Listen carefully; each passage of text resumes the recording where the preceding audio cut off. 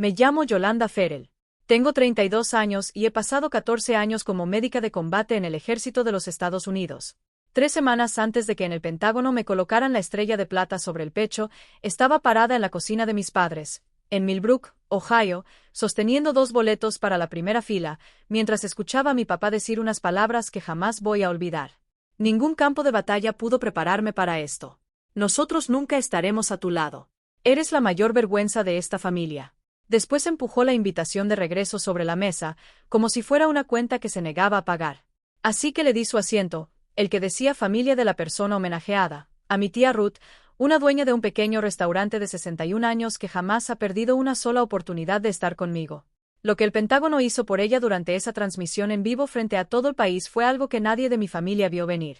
Ni siquiera yo. Y 1 hora después de que las cámaras dejaron de grabar, mi teléfono se iluminó con 49 llamadas perdidas de mis padres. Esta es la historia de cómo dejé de pagar por un lugar en la mesa equivocada. Bienvenidos de nuevo a Calm Drama Stories. Este es el lugar donde la gente tranquila por fin cuenta las historias que cargó sola durante años. Historias de familia, traición y del momento en que todo cambió. Si alguna vez has sido esa persona que da y da hasta quedarse sin nada, deja un comentario y no olvides suscribirte. Para explicar esas 49 llamadas, tengo que regresar a una mesa de comedor en Millbrook, Ohio, un pueblo con poco menos de 6,000 habitantes. Mi papá, Frank Ferrell, era dueño del taller familiar de carpintería. Ferrell y Sons, tercera generación. Su nombre estaba en el letrero y todo su orgullo también. En nuestra mesa, mi papá repartía las porciones. Sí, de comida, pero también de valor. Él decidía quién se había ganado qué, y lo anunciaba en voz alta, igual que otros padres daban las gracias antes de comer. Yo tenía 8 años cuando llevé a casa una placa del cuadro de honor con mi nombre grabado. Entré a la cocina sosteniéndola como si fuera de cristal. Papá la miró apenas un par de segundos. Después abrió el cajón de abajo del aparador, la guardó ahí y volvió a cerrarlo. Las niñas que presumen avergüenzan a sus padres. Eso fue todo. Luego siguió tomando su café. Mi mamá, Carol, me enseñó la otra mitad de la lección. Levanta los platos. Sírvele más café a tu papá. Habla bajito. Saca buenas calificaciones. Y asegúrate de que nadie note que tú también tienes necesidades. Mi hermana menor, Brittany, tenía apenas 3 años. Era rubia, con hoyuelos en las mejillas, y mi papá la llamaba la cara de la familia antes incluso de que pudiera escribir su propio nombre. A mí nunca me llamaron la cara de nada. Yo era las manos. Las manos ponían la mesa. Las manos arreglaban las cosas. Las manos, aprendí muy pronto, tenían que ganarse lo que una cara recibía gratis. Así que me volví útil. Sacaba 10 sin decir una sola palabra. Terminaba los quehaceres antes de que alguien me los pidiera. Hacía mandados para el taller. Llevaba la contabilidad cuando estaba en la preparatoria. Y esperaba, como esperan los niños el día en que ser útiles finalmente se convierta en amor. Pensaba que, si lograba ser lo suficientemente útil, algún día mi papá por fin me vería. Me tomó 24 años y una guerra entender que esa cuenta nunca funciona. Pero en ese entonces todavía lo creía. A solo 3 cuadras de esa cocina había un lugar donde nadie me hacía ganarme un plato de comida. Ese lugar era Ruthie's, un pequeño restaurante con 12 bancos sobre la barra, en la calle principal. Siempre olía a tocino y azúcar quemada. Era de mi tía Ruth, la hermana mayor de mi mamá. Todos los sábados les decía a mis papás que iba a la biblioteca. Y todos los sábados caminaba hasta Ruthie's. Ruth nunca preguntó por qué una niña de 8 años llegaba sola. Simplemente señalaba el banco de la esquina, el que estaba al final de la barra, y decía una frase que terminaría acompañándome hasta el otro lado del mundo. Siéntate. Aquí está tu familia. Come. Nada más. Sin tareas antes. Sin demostrar que yo valía algo. Me dejaba contar el dinero de la caja registradora. Me enseñó a voltear huevos sin romper la yema. Y siempre me servía una rebanada de pay que nunca aparecía en la cuenta. Su esposo, Gene, un techador con las manos tan ásperas como cuero agrietado, me llamaba la jefa. Y lo decía con cariño. En Ruthie's yo no era las manos de nadie. Solo era Yolanda. Y, al parecer, eso era suficiente. Durante años no pude entender por qué. Había una regla muy extraña. Ruth nunca iba a nuestra casa. Y mi papá jamás pronunciaba su nombre. Si ella y Frank se cruzaban afuera de la iglesia, parecía que la temperatura bajaba 10 grados. Una vez le pregunté por qué. Ruth limpió lentamente la barra con el trapo. Me miró durante un largo momento. Y dijo, esa es una historia sobre tu padre, corazón. No sobre ti. Después me sirvió una rebanada más grande de pay. Así terminaba todas las conversaciones que no quería tener. Yo no insistía. Los niños saben cuando una puerta está cerrada para protegerlos. Pero guardé todo eso en mi memoria. El cajón donde quedó mi placa. El banco de la esquina. Las 2 mesas donde comía. Y las 2 niñas diferentes que podía ser en cada una de ellas. Años después, una de esas mesas me acompañaría hasta un tiroteo. En 2012 cumplí 18 años e hice lo que, para una hija Ferrell, era el acto más vergonzoso posible. Me enlisté en el ejército. No fue rebeldía. Fue simple lógica. Yo quería dedicarme a la medicina. No había dinero para la universidad destinado a las manos de la familia. Pero el ejército podía entrenarme como médica de combate y ayudarme a pagar mis estudios.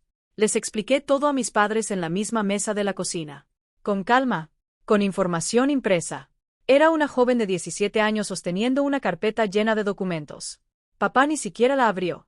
Me miró igual que miraba una tabla de madera deformada. El ejército es para hombres. Y para familias que no tienen nada que perder.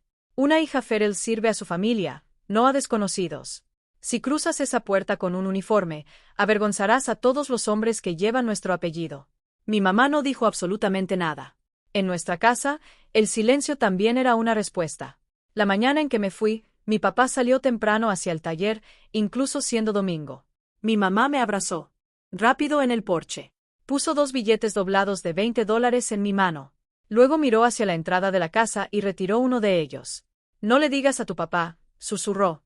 Me tomó años entender que se refería al billete que me había dado, no al que me quitó. En esa casa, hasta el amor pagaba impuestos antes de salir. Fue Ruth quien me llevó hasta el autobús del reclutamiento.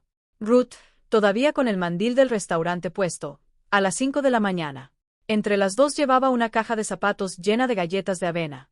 Son para los demás muchachos del autobús. Nadie debería empezar algo tan grande con el estómago vacío. Me abrazó en la banqueta con la firmeza de quien acomoda un hueso roto. No estás dejando a tu familia, Yola. La llevas contigo. Lloré hasta cruzar el estado de Kentucky. Aquella caja de zapatos terminó siendo la primera de cientos que recibiría. Y la transferencia automática que configuré 4 años después sería el comienzo de un tipo muy distinto de envío. Así es como una hija termina convirtiéndose en un banco. Todo empezó con un techo. En 2016 yo tenía 22 años. Ya era sargento y había ahorrado dinero gracias a los despliegues. Entonces mi mamá me llamó llorando. El techo de su recámara se había abierto como si alguien hubiera bajado un cierre. Y el taller de mi papá estaba pasando por una mala temporada. Hice lo que el ejército hace muy fácil. Configuré una transferencia automática directamente desde mi sueldo. $1,500 al mes. Solo por unos meses, dijo mi mamá. Nadie volvió a cancelarla. No es que estuviera ciega. Para el segundo año ya sabía perfectamente lo que estaba pasando. Así que puse límites. Nunca aumenté la cantidad. Me negué 2 veces, por escrito, a firmar como aval de un préstamo para el taller. Mantuve mis propias cuentas bancarias en un banco que ni siquiera tenía sucursales en Millbrook. Pero fui enviada a misión 3 veces en 8 años. Y no puedes administrar una familia desde una litera de campaña, a 9 zonas horarias de distancia. Cada emergencia aparecía cuando yo no podía contestar. Y todas parecían suficientemente reales. La cirugía dental de mi mamá. El recibo de la luz. La cena de acción de gracias que tenía que verse perfecta porque iban a llegar personas de la iglesia. Y debajo de cada petición siempre estaba el mismo rehén emocional. Si dejaba de mandar dinero, el orgullo de mi papá no sufriría. Quien sufriría sería mi mamá. Quiero que recuerdes este detalle. En 10 años de transferencias, nadie, jamás, me dijo gracias. Ni una sola vez. Porque nadie le da las gracias a una deuda por cumplir con sus pagos. Una noche de insomnio, durante mi tercer despliegue, me senté en mi litera de madera con una libreta. Hice las cuentas. $1,500 al mes. 12 meses al año. 10 años. $180,000. Me quedé viendo esa cifra durante mucho tiempo. Luego cerré la libreta y nunca volví a abrirla. Porque a la mañana siguiente salíamos en un convoy. Y fue ahí donde esta historia realmente comenzó. No voy a contarte la versión de película. Porque no fue una película. Era martes. Nuestro convoy avanzaba con 4 vehículos por el cauce seco de un río al caer la tarde. Entonces el segundo vehículo explotó al pasar sobre una carga enterrada. Y enseguida la colina a nuestra izquierda comenzó a llenarse de destellos. Lo único que recuerdo con claridad es mi lista mental. Porque un médico de combate bajo fuego se convierte en su lista, o deja de ser útil. Vehículo 2 en llamas. 2 soldados atrapados. Recuerdo correr agachada mientras las balas silbaban a mi alrededor como avispas. Y, de forma absurda, pensar en un banco de restaurante en Ohio. Siéntate. Aquí está tu familia. Come. Ahí fue donde mi mente buscó refugio. Primero saqué a Ramírez. Después regresé entre el humo por el especialista Dale Udechkins, un muchacho de 19 años, casi 20 kilos más pesado que yo con todo el equipo puesto. No levantar. Arrastrar. Torniquete arriba y bien apretado. Seguir con el siguiente. Había 4 heridos. Y durante 11 minutos, hasta que llegaron los helicópteros artillados, yo fui la única médica que seguía de pie. Udechkins trataba de cerrar los ojos. Así que lo hice hablar. Cuéntame de tu mamá. Mientras le empaquetaba la herida en el muslo. ¿Hace buenas galletas? La mía sí. Me manda. Pues yo te voy a conseguir una caja. Él soltó una risa. Y eso era exactamente lo que necesitaba. Porque un hombre que todavía puede reír, también sigue respirando. Los 4 sobrevivieron. Los 4 regresaron con sus familias. Mi comandante redactó el informe. Y, en algún lugar muy por encima de mi rango, el papeleo empezó a avanzar lentamente. Eso ocurrió en 2023. Yo tenía 29 años. Llamé a Ruth desde el primer teléfono que encontré. Solo quería escuchar el ruido del restaurante de fondo. A mis padres no les dije absolutamente nada. Aquella noche no traía una cuenta por pagar. Así que ya sabía que ellos nunca preguntarían por ella. Suena amargo. Pero no lo es. Son solo los hechos. 10 años de transferencias me habían enseñado exactamente qué partes de mi vida mi familia era capaz de ver. Y un río seco en medio de una zona de combate no era una de ellas. Lo que yo no sabía era que todo ese papeleo que avanzaba lentamente dentro del ejército tardaría 3 años en llegar a su destino.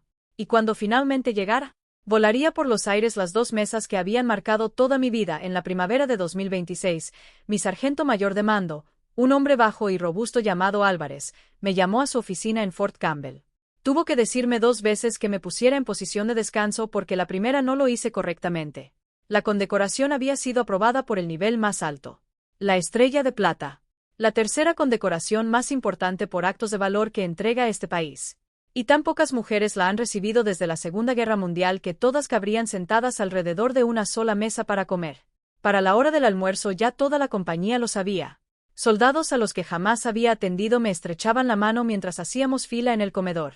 Esa tarde me quedé sentada dentro de mi camioneta, en el estacionamiento, durante 20 minutos. Juntar el valor para hacer esa llamada me costó más trabajo que correr bajo fuego en aquel río seco. Llamé a casa. Mi mamá contestó al tercer timbrazo. Se lo dije de la manera más sencilla posible.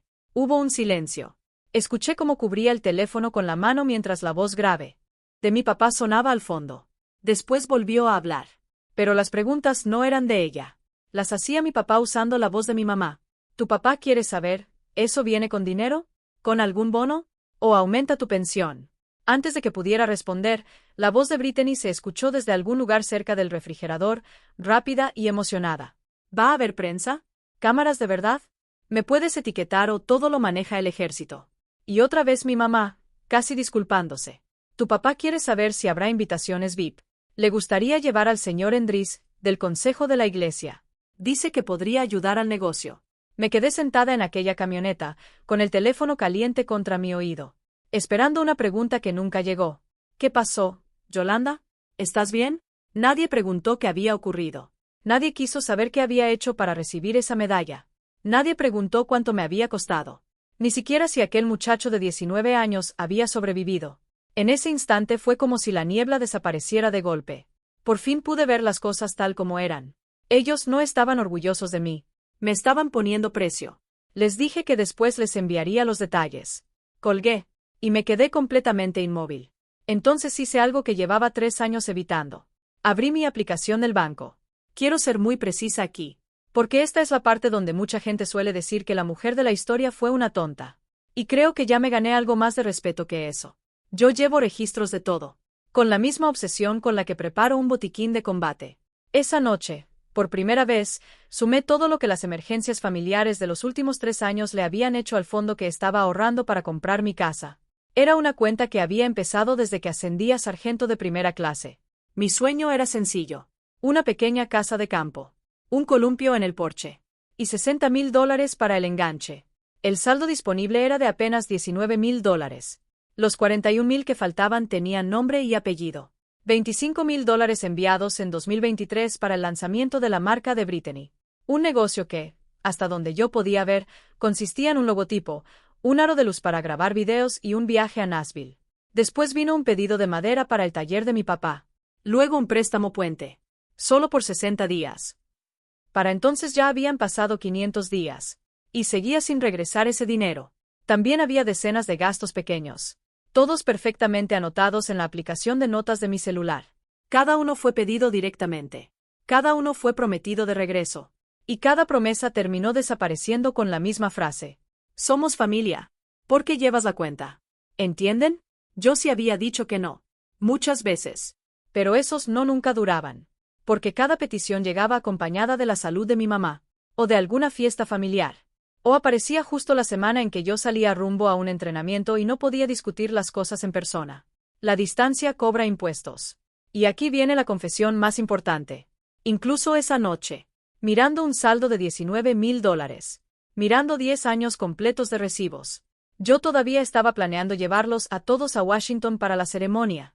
Clase ejecutiva para mi papá, porque le dolía la espalda. Un hotel con alberca para Brittany.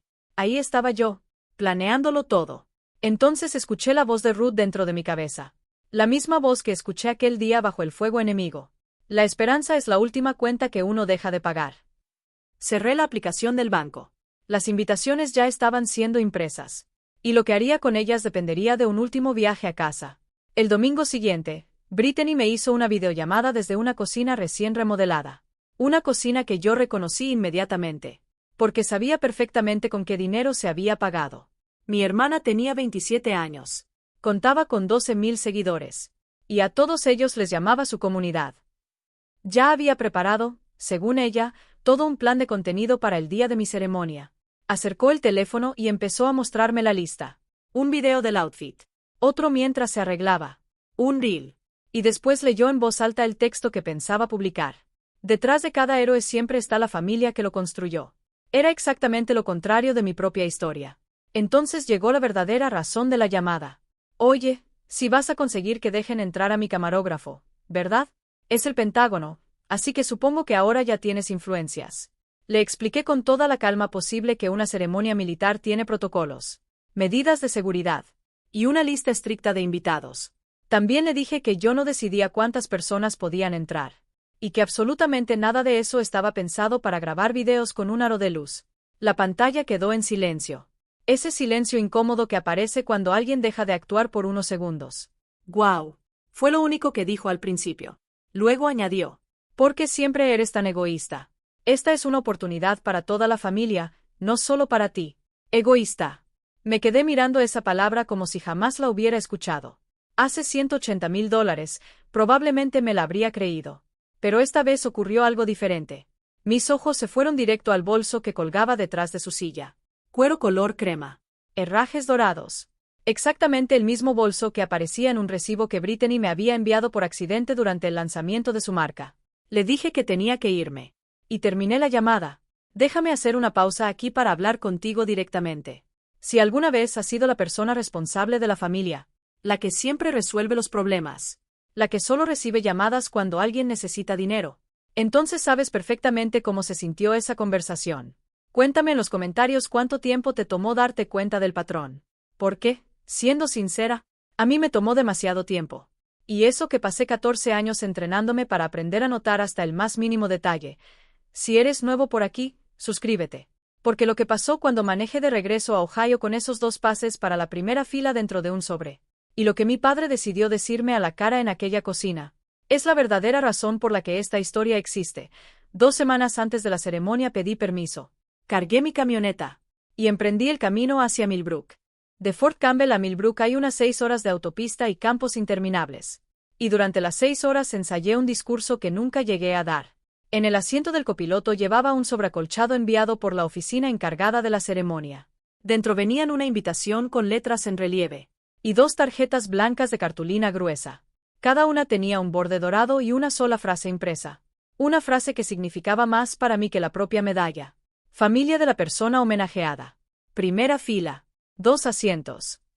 El formulario donde debía escribir los nombres de los invitados seguía vacío en mi computadora, y durante kilómetros enteros me repetí una y otra vez que mi papá merecía una última oportunidad para convertirse en el hombre que yo llevaba toda la vida imaginando que podía ser.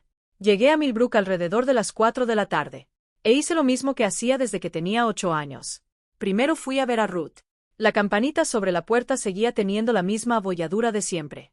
Ruth salió de detrás del mostrador sin quitarse el mandil. Me abrazó con tanta fuerza que parecía querer acomodarme los huesos. Luego me sostuvo a la distancia de sus brazos y examinó mi rostro igual que cuando revisaba un pey antes de sacarlo del horno. ¿Estás nerviosa? Estoy bien. Eso fue todo lo que respondí. Ella señaló el banco de la esquina. Yo me senté. Y no hizo ninguna otra pregunta. Porque ya sabía perfectamente a dónde iba después de terminar el café.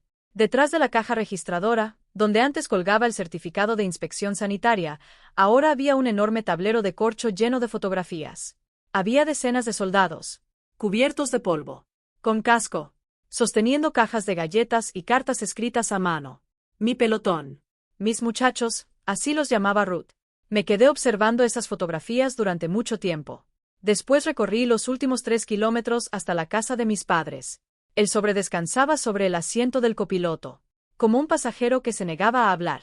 La camioneta de mi papá estaba estacionada en la entrada. La luz del porche estaba apagada. Me quedé unos segundos parada frente a esa puerta oscura. Exactamente igual que tantas veces lo hice frente a casas desconocidas durante mis misiones en el extranjero. Con una diferencia. Allá.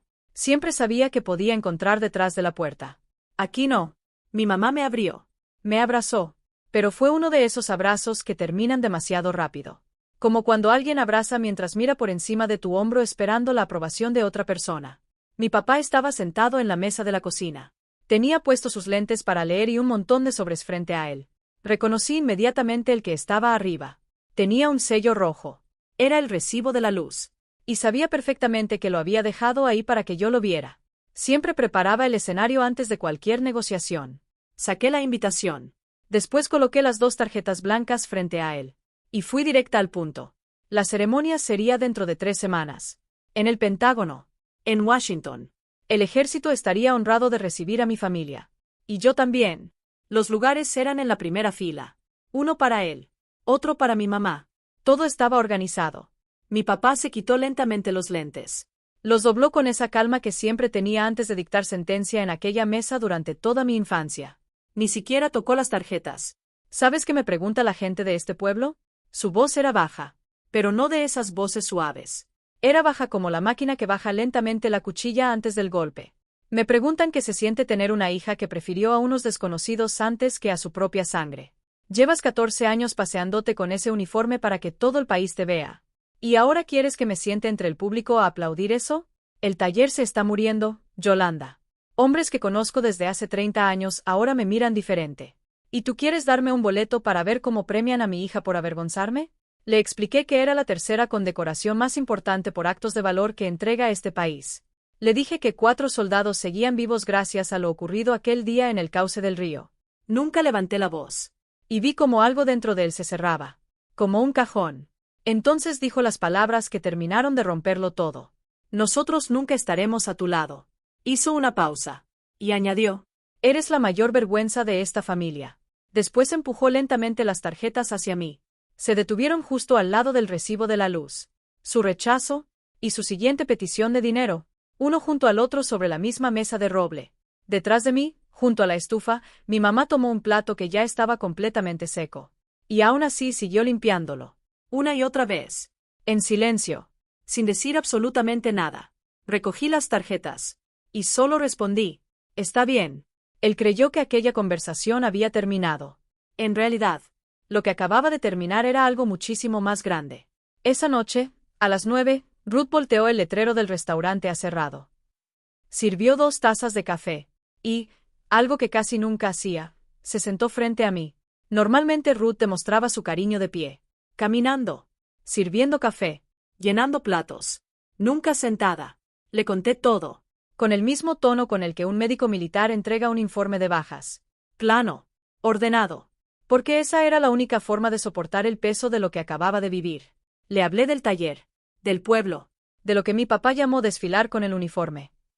Cuando llegué a la parte donde dijo que yo era la mayor vergüenza de la familia, mi voz siguió firme, pero mis manos no. La taza tembló, y el café se derramó sobre el plato. Ruth tomó la taza con toda la calma del mundo. No dijo una sola palabra en contra de mi padre. Y justamente por eso, lo que dijo después pesó todavía más. Ya es hora de contarte una historia que te debía desde que tenías 8 años. Hace 25 años, el taller de tu papá estaba quebrando. Igual que ahora. Una noche vino hasta este mismo mostrador. Y me pidió prestado el dinero que Gene y yo habíamos ahorrado para comprar nuestra casa. No firmamos ningún papel. Porque la familia es la familia. Al principio devolvió una parte. Después dejó de pagar. Luego dejó de mirarme a los ojos. Y poco después, Gene y yo dejamos de ser bienvenidos en la mesa de tu casa.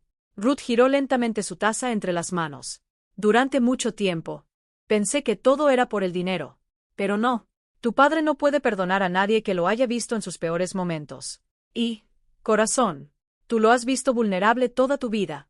La única diferencia es que tú guardaste los recibos en tu corazón, en lugar de guardarlos en papel. Nos quedamos un buen rato en silencio. 2 mujeres, 2 tazas de café, y el zumbido constante del refrigerador donde estaban los Pace. Después Ruth se levantó, entró a la cocina, y regresó con una caja de cartón que olía a avena y azúcar morena. Claro que regresó con una caja. Así era ella. Hay personas que dicen te quiero. Y hay personas que simplemente te entregan una caja llena de galletas. Miré aquella caja. Luego miré las 2 tarjetas blancas sobre el mostrador. Sus bordes dorados brillaban bajo la luz del restaurante. Y entonces una idea entró por la puerta. Y se sentó en el banco de la esquina. Como si hubiera pertenecido a ese lugar desde siempre. A la mañana siguiente llegué antes de que abrieran el restaurante.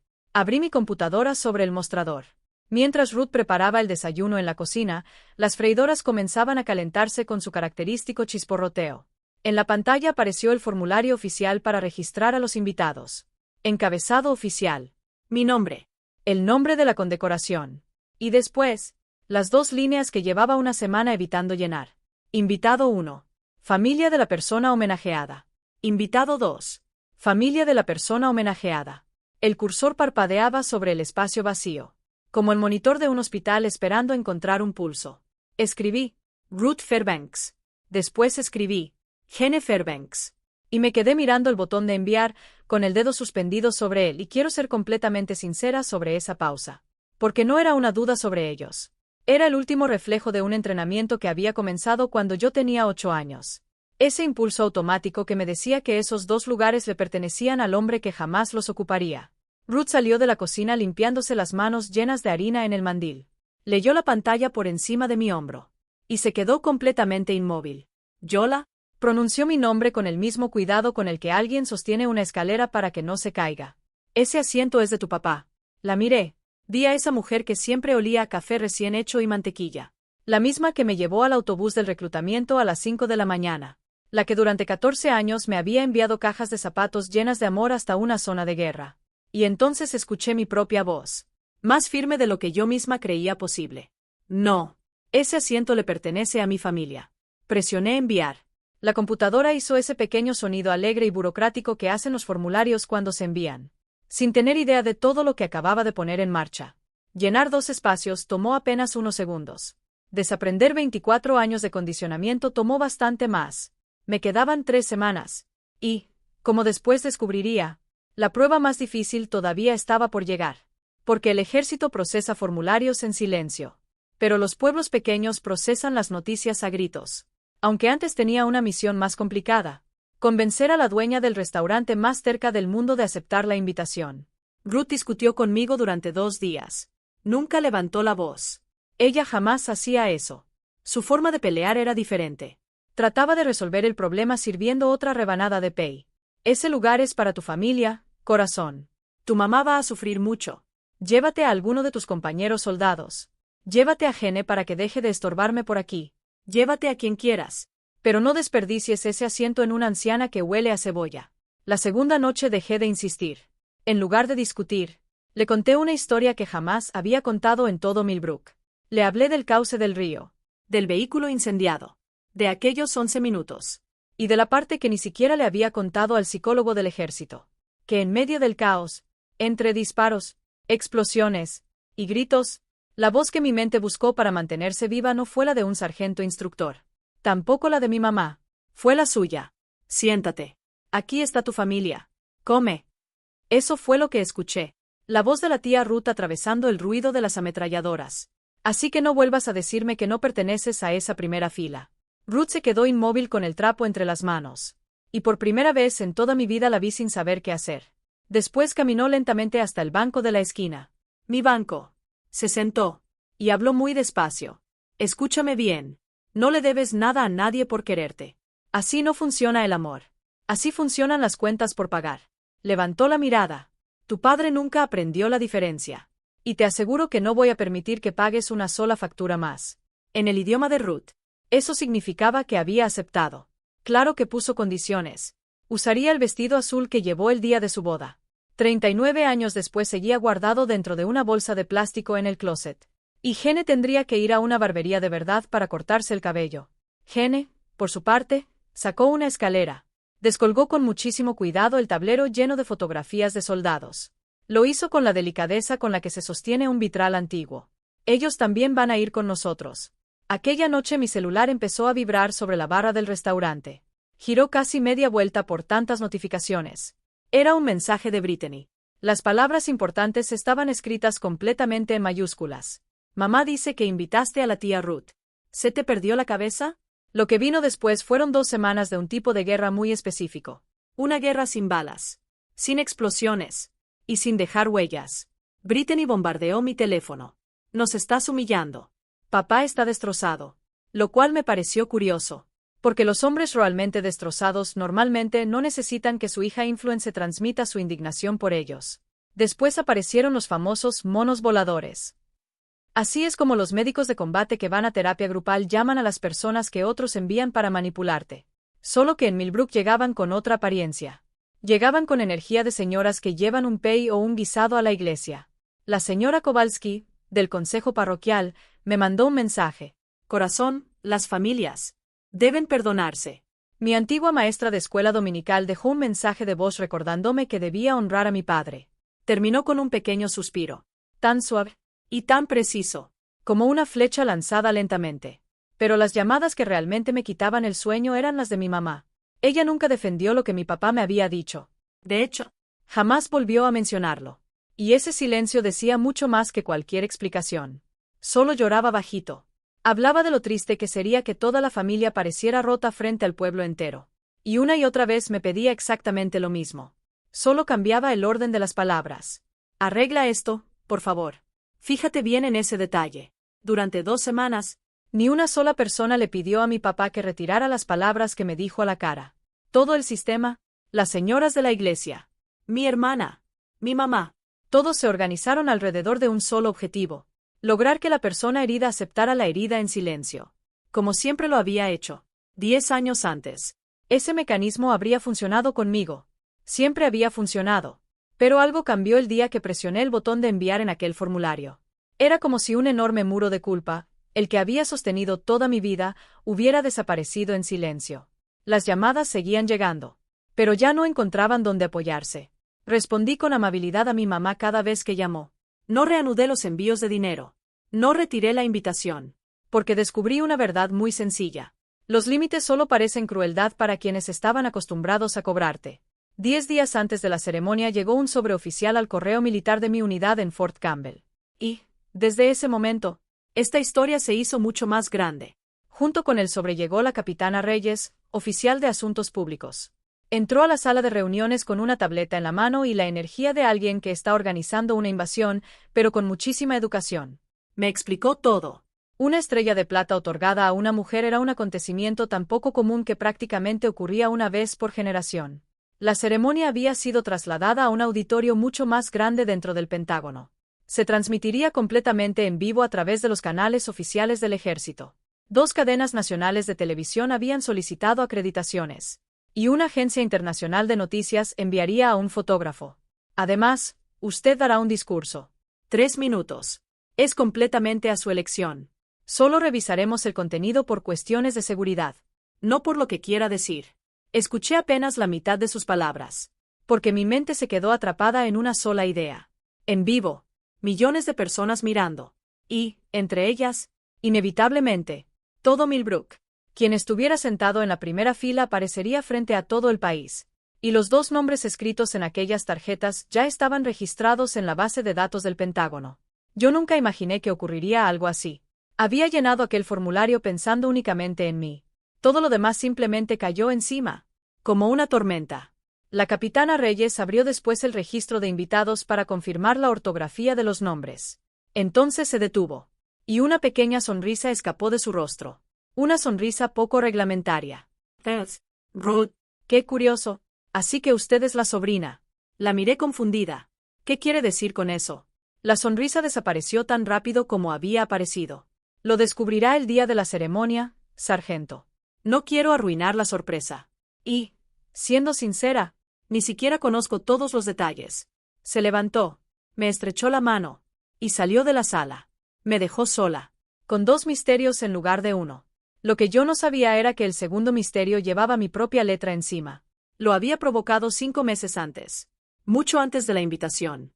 Mucho antes de aquella discusión en la cocina. Mucho antes de todo. Déjame regresar a ese momento. 5 meses antes de todo esto. Un jueves cualquiera, llegó otra de las cajas de Ruth a mi unidad. Galletas de avena envueltas cuidadosamente en papel encerado. Y, como siempre, un montón de cartas escritas completamente a mano. Cada una dirigida a un soldado diferente. Los nombres se los daba yo. Solo elegía a quienes sabía que casi nunca recibían correo. El soldado Akefer, cuya madre había fallecido. El especialista Reams, cuya familia simplemente había dejado de escribirle. Ruth les escribía todos los meses. Durante años. Siempre con tinta azul.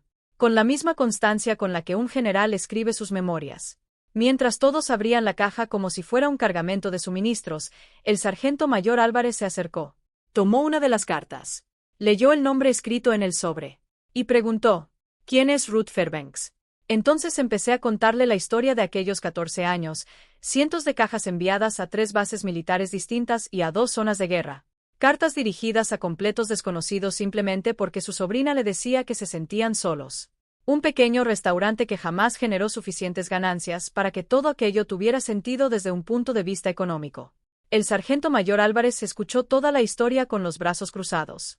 Cuando terminé, dijo una sola frase. Y esa frase fue la primera piedra de toda la avalancha que estaba por venir. Hay gente que recibe medallas por demostrar mucho menos valor que el que ella ha mostrado durante 14 años apareciendo, una y otra vez, para cuidar de nuestros soldados. Luego añadió. Existe un reconocimiento para civiles. Deberíamos postularla. Y eso hicimos. Esa misma semana. Después del horario de trabajo. En su oficina.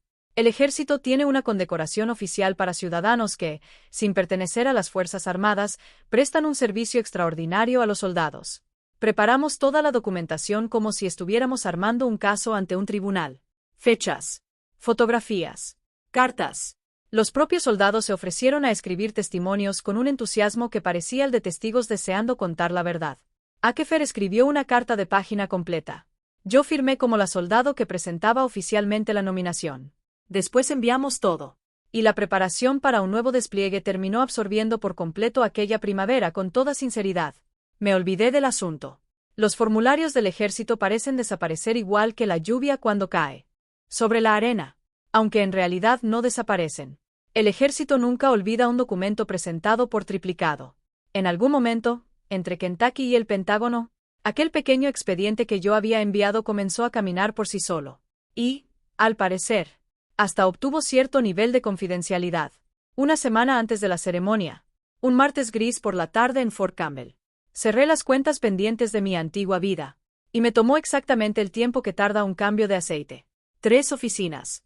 3 firmas. La primera fue la oficina de finanzas. El especialista revisó mi expediente de pagos. Siguiendo protocolo, me preguntó 2 veces si estaba completamente segura de cancelar la transferencia automática mensual que llevaba activa desde hacía 10 años. $1,500 al mes. Cancelación inmediata. Nunca había estado tan segura de algo.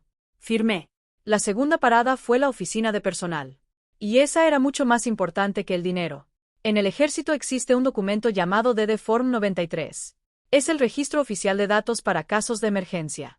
Es el documento que decide quién recibe la visita del ejército si ocurre lo peor. Quien escucha primero la noticia. ¿Quién es reconocido oficialmente como tu familia? Mis padres aparecían ahí desde que cumplí 18 años. Me senté frente a una computadora bajo la luz fría de unos focos fluorescentes. Y cambié esa información. Persona que debe ser notificada, Ruth Fairbanks. Relación, familia. La empleada ni siquiera levantó una ceja. El ejército nunca te obliga a justificar quién es tu familia. Solo por eso. Ya llevaba una enorme ventaja sobre Millbrook, Ohio. La tercera y última parada fue confirmar definitivamente la lista oficial de invitados. Fairbanks, Ruth. Fairbanks, Gene. Escribí mis iniciales en cada espacio igual que cuando cierro el expediente médico de un paciente. Y, en algún lugar muy profundo dentro de mí, una herida que llevaba 24 años intentando cerrar recibió por fin su última puntada. Mientras caminaba hacia mi camioneta pensé algo que jamás había pensado. Si mañana muriera, el ejército tocaría la puerta de la única persona que realmente lloraría por mí. Existen definiciones mucho peores de lo que significa una familia. Y yo había vivido dentro de una de ellas toda mi vida. 2 días después, por primera vez en 10 años, los $1,500 no llegaron a la cuenta bancaria de mi padre. Y, curiosamente, eso fue lo único que consiguió que mi familia volviera a acercarse. Bueno, más o menos. Ahora entenderás por qué. Hay cosas tan predecibles que podrías ajustar el reloj con ellas. Mi padre, tan orgulloso como siempre, nunca mencionó la transferencia desaparecida. El orgullo lleva una contabilidad muy extraña. Las pérdidas las registra en silencio. Pero esa misma semana ocurrió algo inesperado. El señor Endris, miembro del Consejo de la Iglesia, cuyo sobrino trabajaba en el Pentágono, se levantó durante un desayuno de hombres y anunció que Yolanda Ferrell, la hija de Millbrook, recibiría la Estrella de Plata en una ceremonia transmitida por televisión nacional. Una ceremonia tan importante que, según dijo, toda la oficina de su sobrino hablaba de ella. Y Millbrook hizo exactamente lo que hacen los pueblos pequeños. Giró completamente de opinión. Como un campo de girasoles siguiendo el sol. En el supermercado colgaron una bandera. El periódico local llamó al taller de mi padre para pedir declaraciones. De un día para otro, la hija que había avergonzado a todos los hombres de apellido Ferrell se convirtió en la mayor joya de la familia. Ahora mis padres recibían felicitaciones cada vez que caminaban por el pueblo. Todos daban por hecho que estarían presentes en la ceremonia. En primera fila. Entonces Brittany volvió a llamarme. Dejé sonar el teléfono 2 veces antes de contestar. Solo quería escuchar cómo había cambiado el clima. Y vaya que había cambiado. Su voz era puro azúcar. Hola. Todos hemos estado pensando que esta pelea es una tontería. La familia es la familia. Todos estamos muy orgullosos de ti. Papá no deja de hablar de ti con todo el mundo. Hizo una breve pausa. Y entonces apareció la verdadera razón de la llamada. Oye, la ceremonia sí se va a transmitir en vivo, ¿verdad? ¿Mucha gente la va a ver? Me quedé de pie en mi cocina escuchando a mi hermana interpretar el papel de hermana cariñosa. Y entendí algo con absoluta claridad. Yo nunca había cambiado a sus ojos. Jamás. Lo único que había cambiado era mi valor. Cuando no les servía para nada, el precio era la vergüenza. Ahora que sí les servía, la tarifa simplemente había aumentado. Tan automáticamente como cambia el precio de la gasolina. Le respondí que la lista de invitados ya estaba cerrada. Le deseé buenas noches. Y colgué mientras ella seguía hablando. Quiero que prestes atención a un detalle. Cuando el dinero dejó de llegar, nadie llamó, pero aparecieron las cámaras, y de repente, volví a ser parte de la familia. Si hay personas en tu vida que solo aparecen cuando tienen algo que ganar contigo, no estás imaginando cosas. Y tampoco eres cruel por decirlo en voz alta. Quédate conmigo. Porque lo que mis padres hicieron la noche anterior a la ceremonia, a casi 1000 kilómetros de casa, logró sorprender incluso a alguien que ha sobrevivido a emboscadas de soldados profesionales. Pero antes de llegar a ese momento, mi mamá me envió una carta. Llegó al correo militar de mi unidad dentro de un sobre comprado en una farmacia. La dirección estaba escrita con la elegante letra cursiva de mi mamá, la misma caligrafía perfecta con la que, cuando era niña, ganaba concursos escolares que hoy ya ni existen. Mi mamá nunca me había escrito una carta. Ni durante el entrenamiento básico. Ni durante mis 3 despliegues. Nunca. Me senté dentro de mi camioneta para abrirla. 4 páginas. Escribía que mi papá ya casi no dormía. Que el taller estaba a punto de vender la cepilladora grande.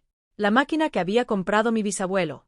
Decía que un hombre que siente como su apellido se desmorona termina diciendo cosas con la boca que en realidad no siente en el corazón. También escribió. Tu padre nunca aprendió a expresar lo que siente. Nadie le enseñó. Su propio padre jamás le dio siquiera un apretón de manos. Dentro de la última hoja había una fotografía que nunca había visto. Yo tendría unos 6 años. Estaba sentada sobre los hombros de mi papá durante la feria del condado. Los dos aparecíamos, riéndonos. Sus manos sujetaban con fuerza mis tobillos, como si yo fuera la carga más valiosa de todo Ohio. Me quedé mirando esa fotografía durante muchísimo tiempo. Y quiero decirte la verdad. El verdadero peligro nunca fue el desprecio de mi padre. Contra el desprecio puedes construir un muro. El verdadero peligro siempre fue la esperanza. Ese veneno dulce que nunca termina de desaparecer. La niña de 6 años que seguía sentada sobre aquellos hombros todavía susurraba dentro de mí. Tal vez. Esta vez sí venga una disculpa de verdad. Hice lo único inteligente que sé hacer cuando no puedo atender mis propias heridas. Llamé a Ruth. Le leí la carta completa. Las 4 páginas. Mientras hablaba, al otro lado de la línea se escuchaba el murmullo del restaurante. Ella no me interrumpió ni una sola vez. Esperó hasta que terminé. Después hizo una sola pregunta, con la misma suavidad de una mano sobre el hombro. Pero fue más precisa que cualquier bisturí que haya visto en mi vida. Corazón, si mañana no hubiera cámaras, ¿esa carta existiría? Miré la fotografía que seguía sobre el tablero de mi camioneta. No pude responder. No tienes que decidir esta noche, dijo Ruth. Duerme. Mañana lo verás con más claridad. 2 días después, en el lobby de un hotel en Arlington, Virginia, dejé de necesitar una respuesta. Porque mi propia familia la respondió por mí. En persona. Volamos a Washington un jueves. Ruth iba pegada a la ventana del avión, mirando las nubes como una niña. Gene sostenía sobre las piernas la funda del vestido azul, con el mismo cuidado con el que alguien cargaría una bandera doblada. El viernes por la mañana tuvimos el recorrido oficial. Un oficial de protocolo nos llevó por los pasillos del Pentágono. Y vi a mi tía, una mujer que llevaba 40 años sirviendo café en un pequeño restaurante, caminar entre retratos de generales con la cabeza en alto, sujetando su bolso con la firmeza con la que un soldado lleva su arma de servicio. Al entrar al auditorio, la primera fila ya estaba preparada. Sobre 2 asientos descansaban tarjetas blancas con borde dorado. Fairbanks, Ruth. Familia de la persona homenajeada. Fairbanks, Gene. Familia de la persona homenajeada. Ruth se detuvo frente a su asiento. Extendió 2 dedos. Y tocó la tarjeta como si estuviera frente a una pieza de museo. Después me miró. No dijo nada. Yo tampoco. Porque hay momentos entre 2 personas que son demasiado grandes para expresarlos con palabras. Aquella noche, en el hotel de Arlington, planché mi uniforme de gala. Revisé 2 veces las condecoraciones. Y me quedé un momento frente al espejo. En silencio. Mañana me verá todo el país. Entonces repetí para mí la frase que Ruth me había regalado. No le debes nada a nadie por quererte. Después bajé en el elevador para cenar con ellos. Las puertas se abrieron. Y ahí estaban, entre las palmeras artificiales y el mostrador de recepción. Mi papá, con su traje de iglesia. Mi mamá abrazando con fuerza su bolso de los domingos. Y Brittany, con el teléfono ya levantado a la altura del pecho. Exactamente igual que un soldado nervioso sostiene su arma durante una patrulla. Habían recorrido más de 900 kilómetros desde Millbrook. Sin avisar. Sin llamar. Sin estar invitados. Mi papá llevaba el abrigo doblado sobre un brazo. Su mandíbula estaba completamente tensa. Reconocí inmediatamente esa postura. La había visto cientos de veces cuando negociaba la venta de madera en el taller. No había viajado hasta Washington para verme recibir la estrella de plata. Había venido a cerrar un trato. Para ser justo, o algo parecido. Empezó hablando con una amabilidad que hacía años no le escuchaba. Quizá décadas. Y, por reflejo profesional, mi mente registró ese detalle igual que un médico registra los signos vitales de un paciente. Sin confiar completamente en ellos. Dijo que una familia debía permanecer unida. Que pelear frente a todo el país era una vergüenza. Que ellos ya estaban ahí. Y que todavía podíamos arreglarlo. Voy a ser completamente honesta. Durante 3 segundos, la niña de 6 años que todavía vivía dentro de mí le creyó. Sentí algo muy extraño en el pecho. Pero entonces siguió hablando. Y las verdaderas condiciones comenzaron a aparecer. Una por una. Con calma. Como si las hubiera ensayado. En ese instante entendí que no estaba viviendo un reencuentro familiar. Estaba asistiendo al cierre de un contrato. Él ocuparía el lugar de honor en la primera fila. Les diría a los periodistas que siempre había sabido que su hija lograría grandes cosas. Todo el pueblo volvería a ver a la familia Ferrell unida. Y, a cambio, bueno, las familias se ayudan entre sí. No, las transferencias mensuales tenían que regresar. Los tiempos estaban difíciles. Además, Brittany documentaría el fin de semana con mucho profesionalismo. Ahora ya era toda una creadora de contenido. Y todo ese asunto desagradable, las cosas que se dijeron en aquella cocina, podíamos fingir que jamás ocurrieron. Ni una sola disculpa. Solo una amnistía completa para él, con efecto retroactivo, firmada con mi silencio, y pagadera en cómodas mensualidades. Mientras lo escuchaba, hice las cuentas. Las mismas cuentas que llevaba toda mi vida aprendiendo a hacer. Entonces ocurrió algo que jamás esperé. Su voz se quebró. Solo durante 10 segundos. Nada más. El taller está perdido, Yolanda. O casi. 3 generaciones. Y todo va a morir conmigo. El lunes, cada hombre que se siente conmigo a tomar café lo sabrá. Durante esos 10 segundos vi a mi padre como nunca antes. Un hombre de 63 años. Ahogándose dentro de un pueblo demasiado pequeño. Criado por un padre que jamás le dio un apretón de manos. Aterrorizado cada día por la posibilidad de que alguien descubriera lo pequeño que él mismo se sentía. Quiero que sepas algo. Yo sí vi ese dolor. Y para mí era importante verlo. Porque no quería convertirme en lo mismo que él. Mi mano incluso se levantó unos centímetros. Estuve a punto de tocarle la manga del saco. Pero él también se dio cuenta. Y odió que yo hubiera visto esa parte de él. Pude observar cómo ese odio cruzaba lentamente su rostro. Como la sombra de una nube. En cuestión de segundos volvió a levantar sus murallas. Y regresó el hombre de siempre. Le debes eso a esta familia. Ahí estaba otra vez. La palabra que había gobernado toda mi infancia. Deber. Bastó una sola palabra para reconstruir toda la catedral de culpas donde crecí. Todo ocurrió bajo unas palmeras de plástico, en el lobby de un hotel. Mi mamá me observaba. Brittany seguía grabando. Y, de pronto, todo quedó completamente en silencio dentro de mi cabeza. Hay algo que nadie te dice sobre el momento que llevas ensayando toda la vida. No se siente como una explosión de fuegos artificiales. Se siente como atender a un paciente en una sala de emergencias. Ese silencio frío, claro, en el que todo el ruido desaparece, y por fin distingues que puede salvarse, y que ya no. Frente a mí estaba todo lo que siempre había deseado. Mi padre sentado en primera fila, diciéndole a las cámaras que estaba orgulloso de mí. Todo el pueblo viendo a los Ferrell unidos otra vez. 24 años de hambre emocional. Y la mesa, por fin, estaba servida. Solo tenía que volver a mandar dinero. Entregarle a Brittany los derechos para grabar mi vida. Y firmar la amnistía. Miré el rostro cansado y esperanzado de mi mamá. Miré el lente del teléfono de Brittany. Miré a mi padre. Y le hice una sola pregunta. Con la voz tan firme como un nivel de carpintero. La única herencia suya que realmente aprendí a usar. Papá, si mañana no hubiera cámaras, ¿estarías aquí? Silencio. Vi cómo abría la boca. Buscando una respuesta. Cualquier respuesta. Hasta una mentira habría bastado. Al menos habría sido un esfuerzo. Pero no dijo absolutamente nada. Y ese silencio fue la respuesta más sincera que mi padre me había dado en 20 años. Los 4 la escuchamos. Incluso Brittany bajó lentamente el teléfono. Los lugares ya están ocupados.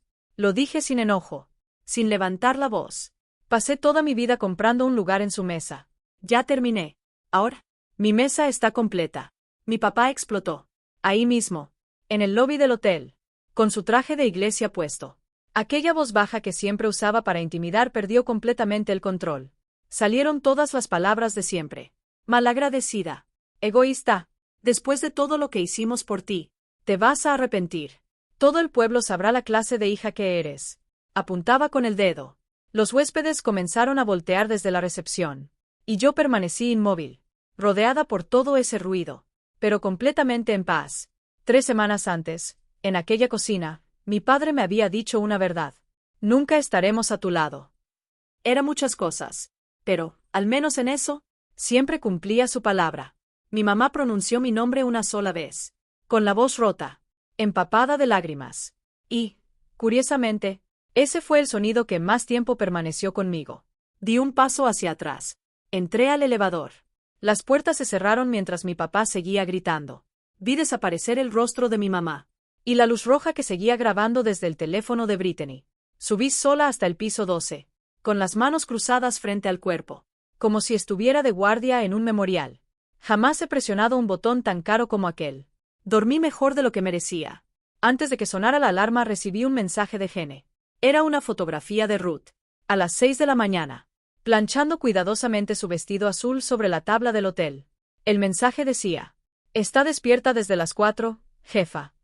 El auditorio olía a papel recién impreso y a piso recién encerado. Mi batallón fue ocupando los asientos detrás de la primera fila, y entre ellos aparecieron 4 hombres a quienes podría reconocer incluso en la oscuridad solo por su forma de respirar. Los 4 soldados del río. Utechkins, que ahora tenía 22 años y todavía caminaba con muletas después de otra cirugía, vio a Ruth siendo acompañada hasta su asiento. Se detuvo en medio del pasillo y dijo: «Señora, comí sus galletas en 3 zonas horarias distintas. Mi tía, que jamás llora frente a otras personas, lloró, y mi tía Ruth, que nunca llora en público, lloró delante de todos». Solo habían pasado 30 segundos desde que comenzó la ceremonia, y ya habían superado por completo toda mi infancia. Mi teléfono volvió a vibrar. 3 llamadas perdidas. Casa. Lo puse en silencio. E hice con mi familia exactamente lo mismo que ellos habían hecho conmigo durante 10 años. Los dejé esperando. Entonces comenzó la ceremonia. Y el ejército hizo lo que mejor sabe hacer: dar verdadero significado a sus rituales. Leímos en voz alta la condecoración. El río. El vehículo en llamas. Los 11 minutos. 4 soldados vivos. Permanecí firme en posición de atención, escuchando cómo aquel martes cualquiera era descrito con palabras como valor, heroísmo y coraje. Y, por primera vez, permití que esas palabras realmente llegaran hasta mí. Un general de 3 estrellas colocó la estrella de plata sobre mi pecho. La luz roja de las cámaras seguía encendida. La transmisión continuaba en vivo. En la primera fila, la familia de la persona homenajeada estaba formada por una dueña de restaurante con un vestido azul del color de un lago en junio, y un techador recién salido de la barbería que sostenía su mano con orgullo. Los aplausos llenaron el auditorio. Cuando finalmente se apagaron, el maestro de ceremonias se acercó al micrófono y pronunció la frase por la que la capitana Reyes llevaba sonriendo 2 semanas. «Damas y caballeros, antes de concluir esta ceremonia, tenemos un anuncio adicional que no aparece en el programa». Una puerta al lado izquierdo del escenario se abrió. El subsecretario del ejército entró llevando una carpeta de cuero. Observé cómo la confusión recorría lentamente todo el auditorio, hasta llegar a la primera fila, y detenerse justo frente a mi tía. Ruth estaba completamente inmóvil, como los conejos, y como las personas honestas, cuando un reflector las encuentra de repente. El subsecretario abrió la carpeta, y comenzó a leer. Por 14 años de servicio voluntario extraordinario a los soldados del Ejército de los Estados Unidos. Por enviar, con recursos propios, cientos de paquetes de apoyo a 3 bases militares y 2 zonas de combate. Por escribir durante años cartas a soldados que no tenían a nadie más que les escribiera. Cartas que, según los propios militares, mantuvieron viva su moral. Y que, en el testimonio escrito de uno de ellos, incluso ayudaron a mantener vivo el deseo de seguir luchando por su propia vida. El Departamento del Ejército otorga la Medalla al Servicio Civil Sobresaliente a la señora Ruth Fairbanks, de Millbrook, Ohio. Vi a mi tía girarse hacia Gene y susurrar una sola palabra. ¿Qué? No era realmente una pregunta. Era todo el idioma inglés, fallándole al mismo tiempo. 2 soldados caminaron hasta su fila para acompañarla al escenario. Ruth Fairbanks se puso de pie con su vestido azul, el mismo vestido de su boda. Sujetó el barandal y subió lentamente los escalones hacia el escenario, directo a las luces de una transmisión nacional en vivo. Entonces ocurrió algo que jamás olvidaré. Todo el auditorio se puso de pie al mismo tiempo. Mi batallón, los generales, los periodistas, todos. El sonido de cientos de asientos levantándose y de botas golpeando el piso de madera retumbó como un trueno. Yo permanecía firme en posición de atención, con la estrella de plata brillando sobre mi pecho, y la frase de mi padre resonando dentro de mi cabeza. Nunca estaremos a tu lado. Tal vez no, papá, pero todos los demás sí lo estuvieron. Colocaron la medalla bajo la clavícula de Ruth. Después, el subsecretario del ejército le entregó otra caja. Era un estuche de nogal. Dentro descansaba una bandera perfectamente doblada en forma de triángulo. Entonces explicó frente a las cámaras que aquella bandera había ondeado esa misma mañana, al amanecer, sobre el Pentágono, en honor a Ruth Fairbanks, en nombre de un ejército agradecido. Cuando llegó el momento de pronunciar mi discurso, dije varias cosas que hoy ya no recuerdo. Pero hubo una frase que jamás olvidaré. La había escrito días antes, sentada en la barra del restaurante de Ruth. La llevaba doblada dentro del bolsillo de mi uniforme. Miré hacia la primera fila y dije: Dicen que el valor corre por la sangre de una familia. En la mía, atendía un pequeño restaurante en Ohio. La cámara enfocó inmediatamente a Ruth. Estaba riendo y llorando al mismo tiempo. Sostenía aquella bandera exactamente igual que yo sostengo una camilla. Como si para eso existieran las manos. Después hubo una recepción. Pastel. Café. Generales. Y una escena que jamás imaginé vivir. Vi a un general de 2 estrellas hacer fila para conocer a mi tía. Para ese momento, Ruth ya había adoptado a todo el ejército de los Estados Unidos como si fueran sus sobrinos. Mi teléfono seguía en silencio dentro del bolsillo. Lo había apagado desde la mañana. Fue Ruth, la reina absoluta de darse cuenta de todo, quien señaló discretamente mi uniforme. Ándale, corazón. Revísalo. Después guárdalo y vente a comer pastel. Salí al pasillo. Encendí la pantalla. 49 llamadas perdidas. 17 de mi papá. 21 de mi mamá. 11 de Brittany. Además de decenas de mensajes que seguían apareciendo uno tras otro. Más tarde supe que el video había tardado apenas 1 hora en llegar al grupo de Facebook de la comunidad de Millbrook. Todo el pueblo vio exactamente la misma transmisión. La dueña del restaurante sobre el escenario del Pentágono. La ovación de pie. Las tarjetas doradas que decían familia de la persona homenajeada sobre 2 asientos de la primera fila. Y todo el pueblo sabía perfectamente que nombres no aparecían en esas tarjetas. Porque durante 2 semanas mis padres habían aceptado las felicitaciones de todos, haciéndoles creer que ellos ocuparían esos lugares. Escuché 3 mensajes de voz mientras permanecía bajo el retrato de un antiguo secretario de guerra. El primero era de Brittany. Gritaba desesperada. Hay que controlar esto. Todo el mundo pregunta por qué mamá y papá no estaban ahí. El comprador del taller ya se echó para atrás. Tienes que publicar algo. Arréglalo. Después vino el mensaje de mi papá, con aquella voz dura del taller. ¿Tienes idea de lo que le hiciste a esta familia? De pronto. Silencio. Solo se escuchó una respiración larga. Y el mensaje terminó. Para alguien como mi padre, aquello casi equivalía a un discurso completo. El último mensaje era de mi mamá.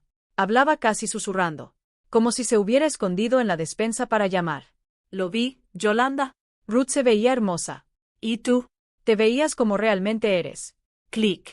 Apagué el mensaje. Y comprendí que toda la historia de mi familia cabía dentro de un solo teléfono. 49 llamadas.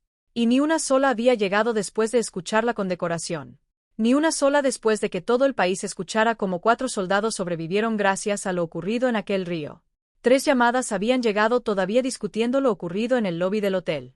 Las otras 46 aparecieron únicamente cuando el pueblo comenzó a mirar. No publiqué nada. No aclaré nada. Mi silencio no era un arma. Aunque Brittany siempre creyera lo contrario. Era simplemente el sonido que hace una cuenta cuando finalmente queda saldada. Solo escribí un mensaje. A una sola persona. Mamá, la puerta de mi casa no está cerrada. Pero ya no es un cajero automático. Y nunca volverá a serlo. ¿Sabes dónde encontrarme? Apagué el teléfono. Regresé al salón. Y me senté a comer pastel con mi verdadera familia. A través de las puertas de la recepción alcancé a ver a Ruth. Seguía con su vestido azul. Casi dormida de pie.